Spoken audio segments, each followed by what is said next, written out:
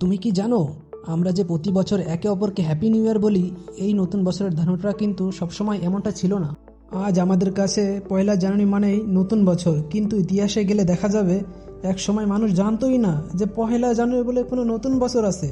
আজ থেকে প্রায় 4000 বছর আগে প্রাচীন বেবিলনে মানে বর্তমান ইরাক অঞ্চলে মানুষ প্রথম নতুন বছর উদযাপন শুরু করে। কিন্তু মজার ব্যাপার হলো, তখন নতুন বছর শুরু হতো মার্চ মাসে, কারণ এই সময়ে হতো বসন্ত, নতুন ফসল, নতুন জীবন।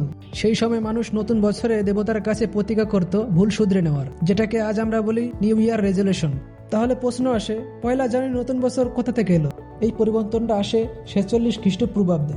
রোমানের শাসক জুলিয়াস সিজার একটা নতুন ক্যালেন্ডার চালু করেন, যেটাকে বলা হয় জুলিয়ান ক্যালেন্ডার। এই ক্যালেন্ডারে তিনি নতুন বছরের মাস শুরু করেন জানুয়ারি। এই জানুয়ারির নামটা এসেছে রোমান দেবতা জানুস থেকে। এর বহু বছর পর 1582 সালে আজ যে ক্যালেন্ডার আমরা ব্যবহার করি, গ্রিগোরিয়ান ক্যালেন্ডার, সেটা চালু হয়।